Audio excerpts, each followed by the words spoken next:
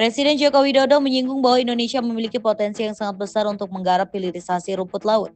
Hal ini disinggung Jokowi saat membuka Kongres Ikatan Sarjana Ekonomi Indonesia atau ISE dan Seminar Nasional 2024 di Solo, Jawa Tengah, Kamis 19 September 2024. Menurut dia, selama ini produksi rumput laut belum tersentuh oleh pengelolaan yang baik.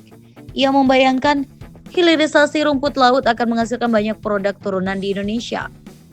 Tetapi Bapak Ibu sekalian yang saya hormati, tolong ini betul-betul ISE bisa mendesain rencana dan strateginya.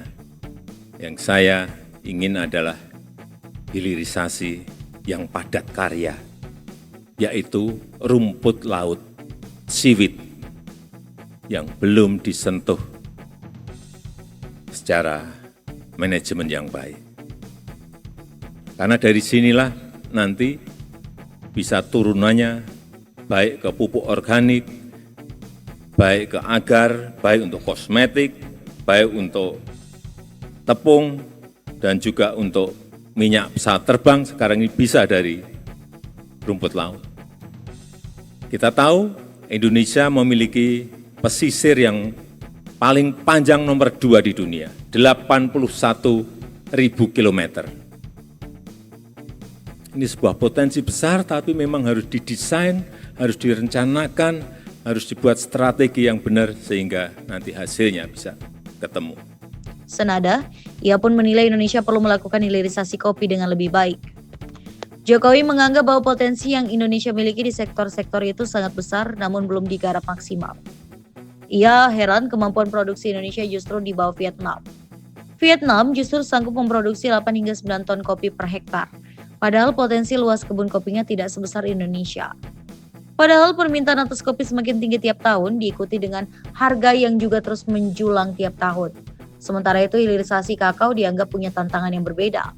Jika pada sektor lain Indonesia berlimpah bahan mentah tapi minim industri pengolahan, pada kakao yang terjadi justru sebaliknya. Ia berharap hilirisasi untuk sektor-sektor ini dapat bersifat padat karya. Pangan yang lainnya menurut saya yang juga harus dihilirisasikan adalah kopi. Kopi ini saya cek kita punya berapa hektar sih kopi? 1,2 juta hektar. Saya cek di lapangan, berapa sih produksi per hektar kita? Hanya kurang lebih 2 ton per hektar. Atau 2 lebih sedikit, 2,3, 2,5 per hektar. Padahal Vietnam 1 hektar bisa memproduksi 8 sampai menghasilkan 8 sampai 9 ton per hektar. Jauh sekali, masa kita kalah dengan Vietnam? Pada duluan kita. Permintaan semakin naik, harga semakin naik setiap tahun, tapi tidak pernah kita urus. R&D kita, riset kita lemah di sini. Dan juga kakao. Kakao kita memiliki 1,4 juta hektar. Industrinya ada, tapi bahan mentahnya kakaonya kurang, sehingga kita justru impor. Salah besar lagi. Dan yang lain-lainnya, masih banyak lada, nilam, yang ini turunannya akan memberikan nilai tambah yang sangat besar. Saya hanya ingin memberikan sebuah ilustrasi kembali ke nikel tadi. Nikel di tahun 2015, ekspor kita 3 billion US dollar dalam 1 tahun.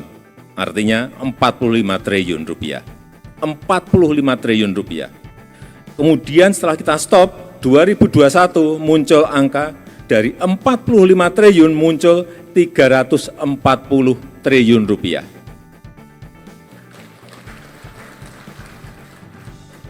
...2022 muncul 520 triliun rupiah.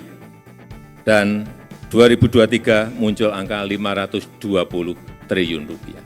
Lompatannya juga